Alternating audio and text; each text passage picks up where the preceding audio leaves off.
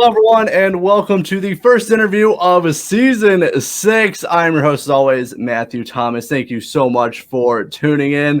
Very excited because I have two incredible guests joining me at this time. It's been almost 2 years since the last time I've interviewed them. Please welcome Jaycee and Scott from A Light Divided. Hey, howdy, y'all. What up? I like it with the light. Nice. Letting my Nashville come through. It was divided. Well, it's nice to have you guys on. Nice to chat with you guys again. As I said, it's been a very long time since we've had a second interview. So I know we got a lot to cover and discuss in the last 2 years, and I'm very excited to have you guys on. Thank you for having us. It's always a pleasure to sit here and talk to you, even though it's not in person this time. Hopefully we can rectify that in a little bit. At some point, for sure. Definitely. Have to. It's in my contract. Oh, okay, good. I guess I don't read the fine print enough. That's how, otherwise no one would sign it, so I got to sneak it in. All right. So before we start diving into A Light Divided, I know, Jaycee, you said you talk about a day to remember in every interview. So Absolutely. First question, top 3 favorite A Day to Remember songs. Oh, hold on. Can I do top 3 albums? I think we'll have a lot more success there. Sure, it's your interview. Go for it. It is my interview. Thank you. Actually, you know what? I will say that All I Want is my all-time favorite Day to Remember song of all time. To keep your hopes up high and your head down low is a life motto that I will forever look at when I'm going through a hard time to get my head back on straight. So that's just a personal, little affirmation. But albums, Homesick for Those Who Have Heart, and What Separates Me From You. Those are my top 3 ADTR albums. All right. Very good. I'd have Very good. I'd have to agree with that order. They were in no particular order, but For me, that's the particular order. it kind of just, rotates around based on how sad or angry I am. Or both at the same time. Definitely. Usually both at the same time, honestly. They're friends. For me, I'm usually just angry and confused. That's me most of the time. I feel that. You guys in January released the latest single, Inhale, Exhale. I really dig the single. It's I feel it's a little bit different. It has similar kind of vibes to Radio Silence, but I feel like you guys went a little bit of a different direction with it. I really enjoyed it. Thank you. I'm really glad. Yeah, for sure. So how was it writing and recording Inhale, Exhale? That one was, as you'll probably pick up on a theme throughout this interview, was sort of a work in progress. We had originally started the idea of that song during the pandemic, and then just kept kind of updating it and adding little things to it until it kind of felt right. And then the stars just aligned, and we were like, you know what? It's time to put this bitch out into the world instead of working it, overthinking it, reworking it, this, that, and the other. Yeah, we wrote that song, my God, the initial writing was what, Jace? At least 2 years ago, right? I think she might have froze. Did she freeze? Okay. There she is. Are you there? Could you hear me? Okay, she's back. Did you hear me, Jace? I can now. I didn't hear anything for. Yeah, I said we wrote that song 2 years ago at least originally. Yeah, it was. Yeah, we sort of came up with it in 2020. We really started to dive into it in the beginning of 2021, and then took a break, stepped away, revisited it, and kind of reworked it again. And then we were like, okay, we're gonna put this song out. And then again, I was like, God, it's not right, because we had done a remix, and then we were like, maybe we should just merge all this wild production in with everything else. So yeah, that's right. Yeah. We'll just do it, and if it flops, then it flops. So it was. You're right. It was a little bit different direction for us. It was just a different, unique song. I don't know, but we all dug it. We thought it would be something interesting to put out. That was a little bit different from Radio Silence and different from the next crop of songs that are up and coming too. It was just kind of an interesting song, and figured, why not? Let's see how it does.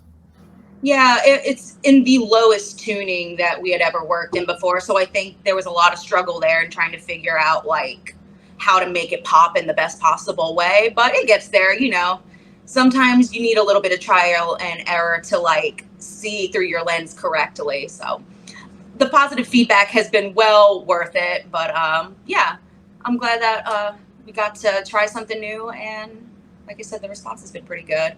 My ADD is taking over so hard today. So if I'm like spaced out, I am sorry. I'm trying to reel it in. I haven't peopled in a little bit. No worries, no worries.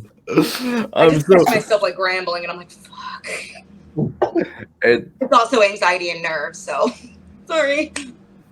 Not a problem. Not a problem. Cut it out. So I'm trying to get to my next thing I was talking about.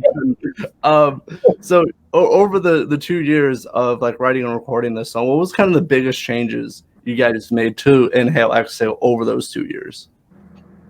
Like I said, mostly just adding the production and all the like wild sort of I don't even know how to describe it, but just like the ambiance of all the production and like adding the strings and just making it a more like cinematic sort of production instead of just like guitars and drums and riffs and all that shit. Like I thought it would be cool to like really up the ante.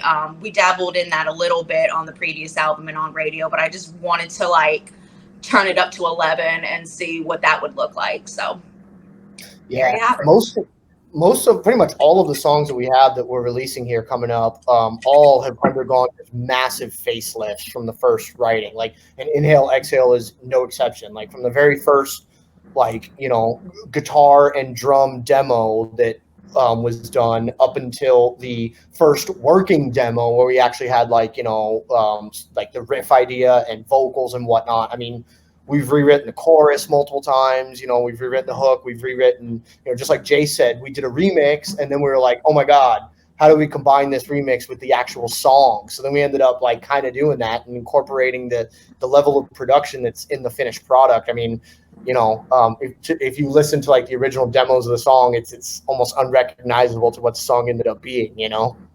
Yeah, definitely a lot of lyric changes and some tweaks to melodies and stuff like that. Just to smooth stuff out. I'm neurotic as hell, so I find myself doing that a lot these days. Yeah. No, I got you for sure. I was just curious, like, kind of just like the process for you guys, but it sounds like, you know, I get a little bit of different, you know, stylistically wise for Inhale Exhale, but I really like what you guys did with it, and it's different from like Radio Silence. Yeah. I appreciate that. Yeah, just kind of want to keep pushing the envelope and throwing little curveballs here and there to keep these hoes on their toes. So that's a good line. Hoes on their toes. Making bumper stickers. Hey, if you do, let me know. I would definitely get one. I got you. I'll send you one.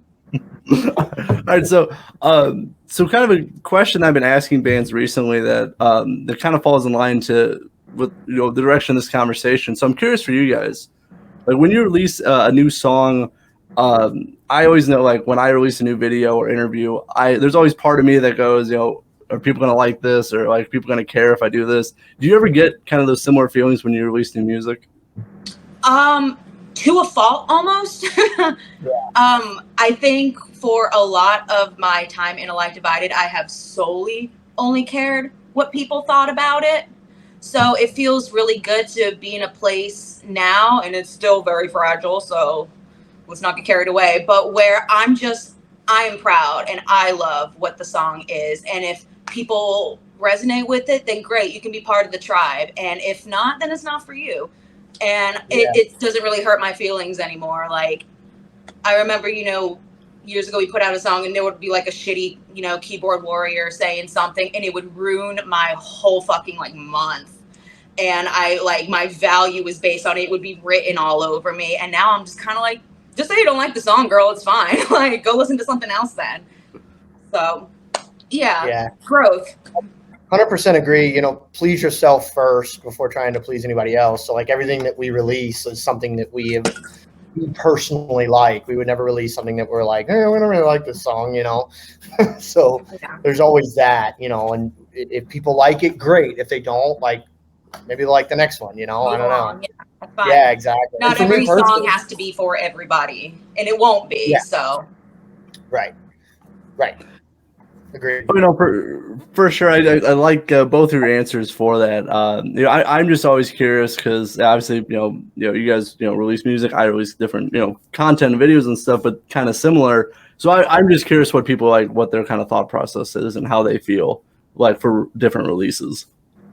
Yeah, it's like one of the things that just kind of comes with the territory of being an artist is that you have to be open to getting critique, whether that's positive or negative. Nobody can escape it. And you really just kind of have to like build up a thicker skin, or at least that's what I have learned. And it sucks and I hate it, but it is what it is. Yeah. And it's not like it's not in the back of your mind. I mean, we all have that, just like you said it yourself with your content. We all have that in the back of our minds where it's just like, are people gonna think this sucks? Are people gonna think I suck? Like I'm the newest guy in the band, so I'm just like, if this band sucks now, they're gonna blame me. You know what I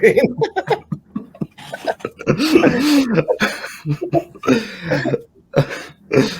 Well, I won't blame you, Scott. I can tell you that. Thanks. But for me, like, I used to get mad when people would write a comment of not liking something. Now, like, that doesn't bother me too much. It's like if no one says anything, good or bad, like just no one says anything, then I'm like, all right, I need to reevaluate what's going on here. Oh yeah. Yeah, absolutely. I mean, it's all engagement, so good or bad. I'm just glad people are talking. Mm-hmm. Exactly. Now, I did want to talk about it because obviously you guys have an upcoming tour coming up. Before we get to that, you guys had a tour earlier this year with Ashland. How was that? How did that go? Because it looked like a lot of fun from the photos and videos I saw. It was a lot of fun. They were really, really great people to tour with. So that always makes life a lot easier right off the bat when there's not a lot of drama and weird egos and tension. So not that I have a lot of experience with that anyway, but another time you're just like, ooh, thank God, they're cool people. Now we can just, go forward and have fun. And we still send memes in our group chat. So yeah. Forever homies. And even when I got home from the tour, I was sick, and Asia sent me a little care package with teas and various other little treats and like a donut keychain. And she's so sweet, and I love her. So I literally cannot say enough good things about Ashland. Go check them out. All around, yeah, they're a great band too. Not just great people, but they're fucking awesome. So I would tour with them. Any opportunity I get to again would be great. Yeah, absolutely. That's right. I'm glad you guys had a really great time touring with Ashland, and and you're still in contact with them months after the tour has ended. Yeah. Yeah. Yep. It's always nice when that happens because you go on tour and you build friendships, but they're so fleeting a lot of times. It's kind of like after a couple of weeks, everything falls off. But it's okay. Not everybody's meant to be in your life forever, and that whole spiel. But it is nice when you get to at least remain friendly with people. Yeah. Oh yeah, for sure. And you never know, when another tour might happen with with that, and it's always cool just to remain in contact with them, or at least maybe you'll see them on the road sometime in another show or something like that. Oh, absolutely! If they come through, I'm there. Oh yeah. Right on. Now I did have, because I remember this is going back like 2 years ago, so I assume I think I know what the answer is, but we'll find out. I know when I saw you in Kalamazoo, Michigan. You didn't have the little feet on your risers. Do you have feet on your risers now? I think so, but I don't handle any of that. So I'm literally oblivious. I just show up and do things. Jace, they're different risers. Those were different risers than we're using now, aren't they? Oh, you switched? Okay. Isn't that before we had the metal grates that we're using now? Yeah, they were the metal grates. When we got those on. They were, okay. My timeline is very skewed. Yeah, I don't remember either. I feel like I think Jace is right. That's Adam's ballpark. He's the one that builds all that stuff and does all that stuff. I feel like he might have put some kind of feed on him or something to keep us from killing ourselves.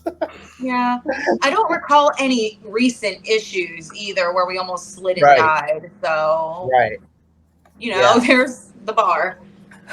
No death is a good bar. No death is a good bar. Wasn't that the show in Kalamazoo, Michigan, where someone like tried to get on stage and like dance? Yeah. Oh, that's right. Like there was no stage at the venue, so we just had to like you're on the floor. Some floor space. Yeah. So I stand up on the little box, and there's this dude up front. He's dancing. So I'm like, me too. Let's party. And then I kind of like face this way, and I turn around, and our sound guy is like wrestling the guy off, and I'm like, I totally missed something. So yeah, apparently that happened.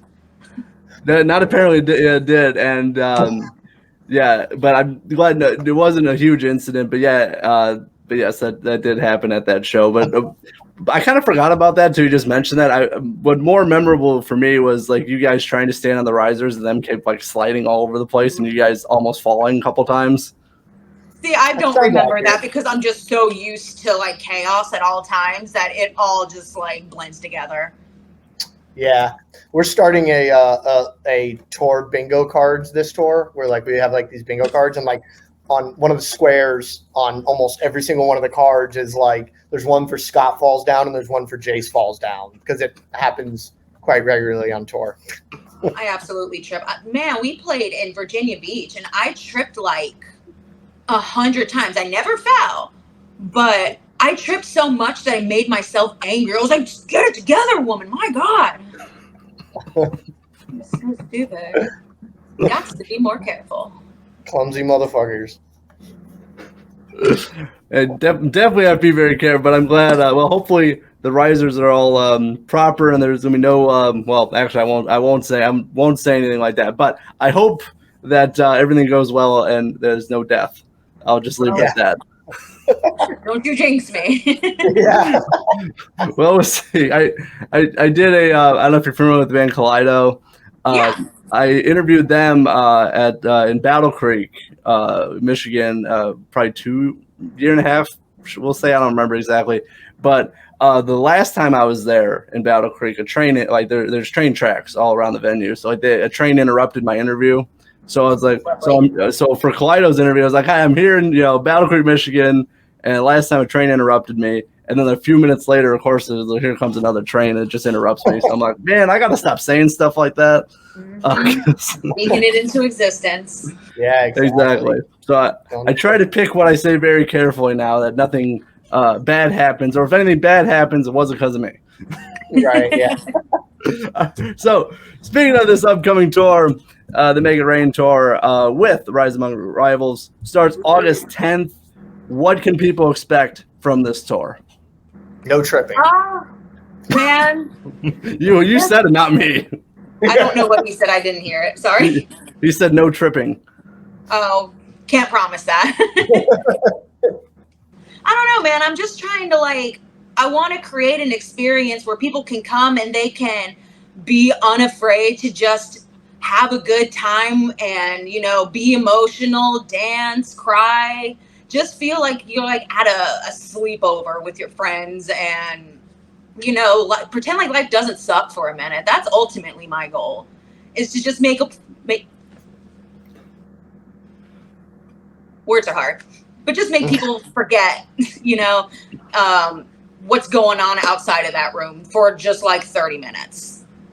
Yeah, our shows are all about having fun, man. That's what we're all about as a band. So that's what we try to portray and what we try to do on stage, and hope everyone has fun with us. Yeah. Oh no, for sure. I've seen you guys. It's been a while, but I saw you guys. It was a lot of fun. You guys bring a ton of energy when you guys are performing. It was so much fun. Just rocking out and hanging out with you guys.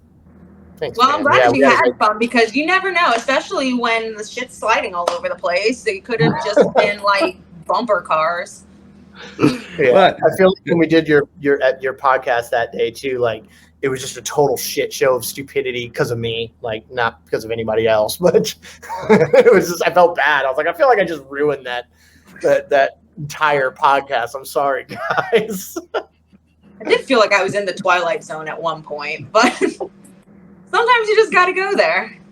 Yeah. That's true. As long as you return. The problem is sometimes you go to the Twilight Zone, you don't come back. At least that's what the episodes say. So as long as you come back, you're fine.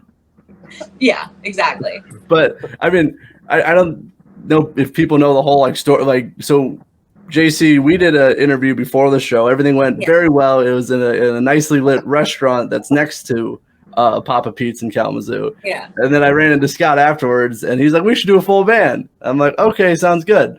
So then we did it in the we did the interview in the restaurant, but it was like, oh, they only turned on like part of the lights, and they were flickering most of the time while we were doing the interview. That's all right. I forgot about that. Yep. And then Scott, you told me to watch some movie, and I can't remember what that was because it was so long ago. But you told me to watch a movie, and you didn't say it was good or bad. You just said watch it, and unfortunately I just never did that. You were probably right too. Yeah, could have been anything. I don't even know. Yeah, I think it was some horror movie. I can't remember. Gotcha. It was like Camp something, I think, or something camp. Sleepaway Camp. Yes, there it was. Camp. Oh my god, dude. We're not doing this again. What's that? So we're not doing this again. All right, so before we fall down a rabbit hole of that, the upcoming tour, as I said, is coming up in beginning of August. So what can people expect from like the set list? Can you give any hints of what the set list will look like for this upcoming tour? We're dropping a new song that's coming out at the beginning of that tour called Rain that I'm super excited about. Like I said, if you've listened to Radio Silence and Inhale, this one is a total left turn from that. Whereas the other ones were very production heavy. This one is almost no production at all. Because like I said, you got to keep people guessing. So this is my chance to really embrace my inner elder emo. And like you said, we were ignoring feeling like shit. This one, I lean far into feeling like shit. Because I think that's healthy too. The song is about, battling with a really deep, dark, depressive episode, but presenting yourself in public or on social media like you're okay. And sometimes that feels really isolating because it feels like you can't talk to anybody. And if you do, people are like, girl, talk to your therapist. Like, that's not for us. So you feel like you're just battling yourself. And this song is kind of a way of just being like, no, this fucking sucks. Like, everything's always bad. Nothing good ever happens to me, and just venting that out. So instead of just typing a shitty Facebook status about it, I'm going to force people to listen to it through a musical. Yeah. It's probably, I don't know, Jace, if you'd agree, but I feel like of all the crop of songs that we've written lately, it's probably the most ballady. Not that it is a ballad, but it's probably like the closest thing to a ballad that we have. Like, would you agree with that, Jace? I don't really think it's a ballad because I think the song is so, for me, like, even though the lyrics are so like the darkest ones that I think we've ever put out in this band, the music itself is so like uplifting and happy. And for me, it feels like rolling down your windows and like driving down the highway, just having the best time, but thinking about depression. So I thought, I guess ballads that was maybe musically like what the song's about. So like you're sad, but presenting like you're okay. And then the song itself is also sad, but presenting to be this happy sort of upbeat song. Yeah, so I guess ballads a poor choice of words. Maybe it's more like less heavy or less metally than some of the other stuff. It's not a heavy song. Like I said, the original, again, this is another one that underwent a major facelift, but I felt like it was so like atmospheric and production heavy, and like it just felt really disconnected from lyrically what the song was about. So I was like, you know what, let's just strip it all the way down so that all the focus is on the lyrics and the message instead of hiding behind all this like insane production. So I hope that translates. But like I said, it's not a heavy song. It's not angry. It's it's a struggle. She's a struggle. Well, I'm definitely looking forward to it because I think definitely between social media and just like content creating, like I definitely understand the feeling and the emotions that you're talking about in the song. I can definitely relate to that very much. So I'm definitely looking forward to listening to it. I'm really, really proud of this one. Like I said, it's probably the most vulnerable lyrically that this band has ever put out. Like I said, it's talking about a really heavy topic in a way that's not like hidden behind metaphors. It's just flat out saying like life feels like a joke. Like this sucks. So I hope that if one person hears it, and I know that's really cliche to say, but it turns their day around or helps them feel like, oh, thank God, like other people feel like shit too, then, you know, that's good enough for me. Even if somebody else comments, this isn't heavy, they're soft, don't care. Yeah. We might get some of that. We might get some people that are, you know, their reaction is like, what the fuck is this? You know what I mean? Like it might happen. But again, like we're proud of it. We love it. It's different, but you know, I don't feel like it's too drastic of a departure for us, and it's authentic, you know. It's absolutely like from the heart for us. So yeah, you know. like I feel like if you've listened to A Light Divided from like the early days on, you will see elements of this song in other songs. I just feel like lately we've been really trying to push like heavy. But it doesn't always have to be that. Doing the same thing over and over again is so uninspiring and boring that it's nice to just kind of like show a different side of yourself. And I think that, you know, having two kind of heavier songs in a row, that this was the perfect time to drop something a little bit more raw and real, especially, you know, during the summer where everyone's posting pictures of themselves at the lake, on a boat, on vacations, and you're just like stuck at home being like, well, this sucks. That there's a fun song that you can feel like shit to. That's what I'm trying to offer to America. That was a great description. I like that. I have a way with words. And I'm like weirdly shaking because I'm so like awkward talking about this right now. Just because it is like such a vulnerable kind of, you know, I don't know. I'm going to stop talking now. I'm ranting again. All good. But I definitely look forward to checking out. It's definitely, you know, it sounds like compared to like Radio Silence and Inhale Exhale, it's gonna be, as you said, it's gonna be very vulnerable for you guys. But definitely look forward to checking it out because it's not, you know, as you said, it's not gonna be a heavy song, but it's gonna be definitely showing a different side of you guys. I think it's good. Again, you know, you can't give the same kind of style of song like each time, because then like people are like, okay, this song's gonna sound like this song. So to keep changing up, as you said, keep people on their toes. I like it.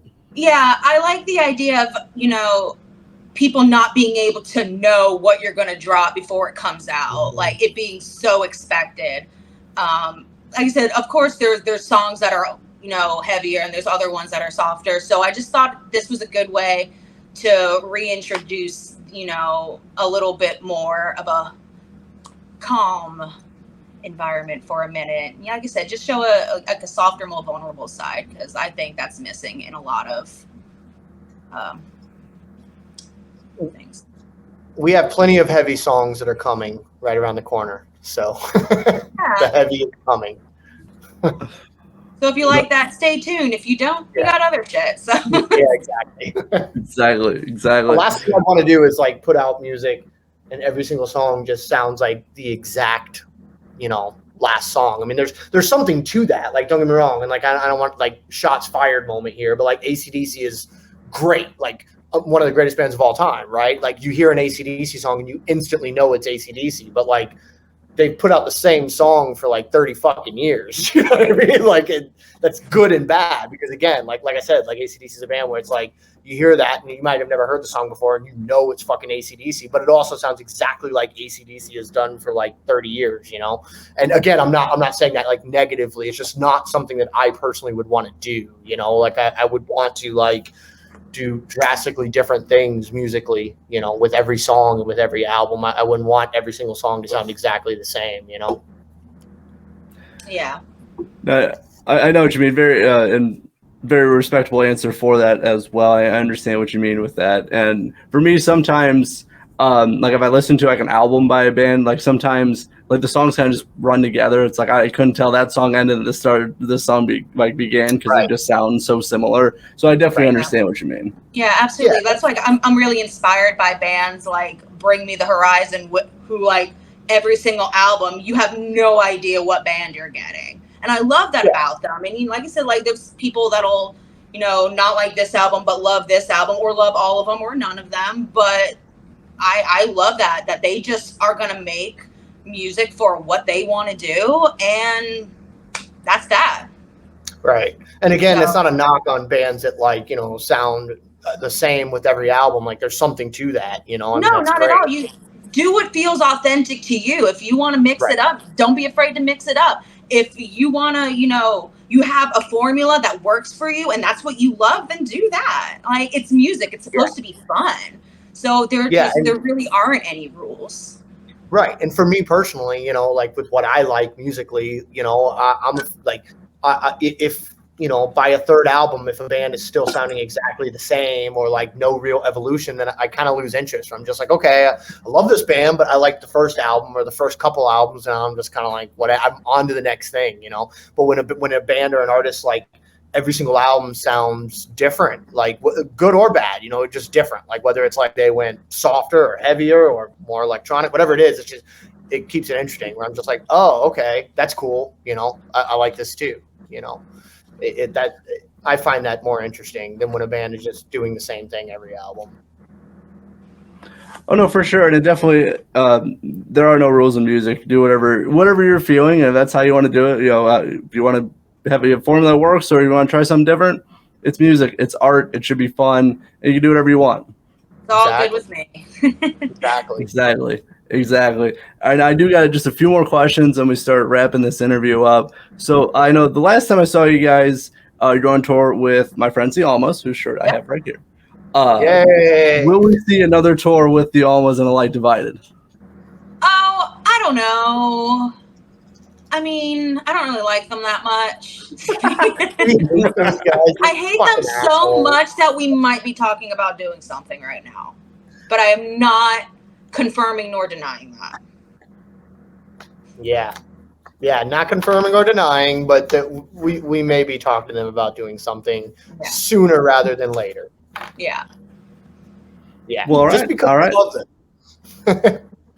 Just because we love them. No, but like literally, I do love the Almas though. They are another band full of just great, genuine, hardworking people, and they deserve all the success in the world. So. Except for Josh, the guitar player. That guy's a fucking dick.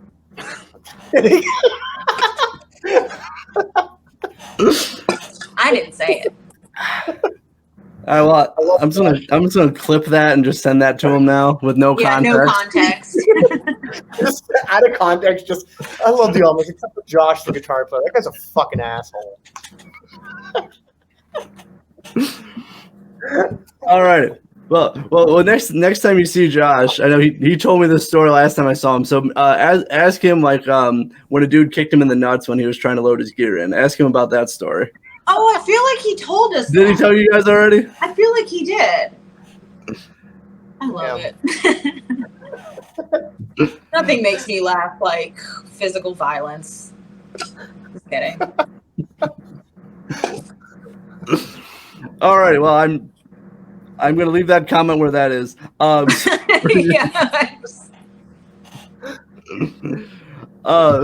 for you guys,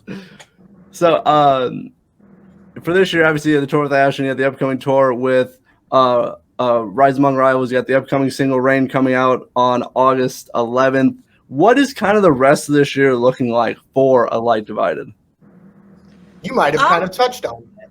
Yeah, we're just kind of trying to release music and play shows and just have fun doing that. We took a lot of the last year off, so mostly just working on these songs and getting them to a place where we felt comfortable putting them out. So that's sort of the plan for this year, is to just keep dropping some singles and hitting the road, getting to connect with people out there. And like I said, we're doing them coinciding with the releases so that we can get everybody's first impression right off the bat, because the people that come to the shows are always going to be nice to you about them. So it's nice to just kind of celebrate with your friends and the people that support you. And that I'm a big sap, so that kind of stuff, and I sense of community really gets me going. So that's my plan. Yeah. Very nice. Scott, anything you want to add to that? Watch Sleepaway Camp. Don't. Matter of fact, I'm just going to send you after this call. I'm going to send you the ending because there's a twist ending, and it's the only thing about the movie that's worth watching. I mean, it's a horrible movie, but the ending is so fucking crazy that it is like the movie's iconic just because of the ending. It'll ruin the whole movie for you, but the movie's terrible anyway. So it's like just watch the ending, and you're going to be like, "What the fuck did I just watch?" And then you might go back and rewatch the whole movie. If you have time to waste in your life, here you go. Like me. You just watch terrible movies all the time. I might have to pencil that in for a day. I don't know. We'll see. I'll just waste my time Tuesday, 3:00. All right. All right. So wrapping up this interview for everyone watching and listening, where are the best places to find A Light Divided online? Facebook, Instagram, YouTube, Spotify, TikTok. I guess we're all saying goodbye to Twitter and going to Threads now, which is awesome. So yay for a fresh start. All the things. If there's a platform, we're probably on it. And I will be there replying to your messages until I get overwhelmed and ghost them. It's my feet, but I do have an OnlyFans for them, so there's that. That has nothing to do with this, though. That's a separate venture. Fair enough. That's my main source of income. I was talking about A Light Divided only, Scott, not your personal stuff. Exactly. Alrighty, very good. I will drop some links for A Light Divided in the description of this podcast. Make sure to see them live on their Make It Rain tour starting August 10th. New single, Rain, available August 11th as well. Thank you guys so much for hanging out with me here again on Super Cool Radio. I hope you guys have a great tour, and I look forward to rocking it out with you guys on a future show at some point. I can't wait to sweat in the pits of Florida this summer. Hey, man, I can't wait to be home. All right, very good. I can't even come up with a good response to that. Sounds good to me. So, for Scott and Jaycee of A Light Divided, I'm your host, as always, Matthew Thomas. Thank you so much for watching and listening to Super Cool Radio. And remember, stay frosty. Bye. Later, guys. See ya.